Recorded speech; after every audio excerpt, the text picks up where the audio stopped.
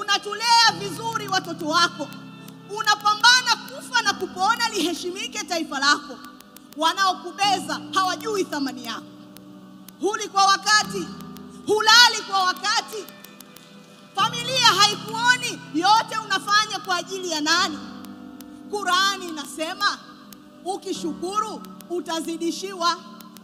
Zaburi inasema mshukuru Bwana kwa kuwa ni mwema, kwa maana fadhili zake ni za milele. Tunakushukuru sana rais wetu, mama yetu, kipenzi chetu na kimbilio letu wa Tanzania. Ndugu zangu, ndani ya miaka 5 ameweza kudumisha amani, utulivu na umoja. Tulianza kuona mwelekeo ndani ya mwaka mmoja. Amejenga madarasa, ameongeza vituo vya afya, miradi mikubwa ya maji imetekelezwa.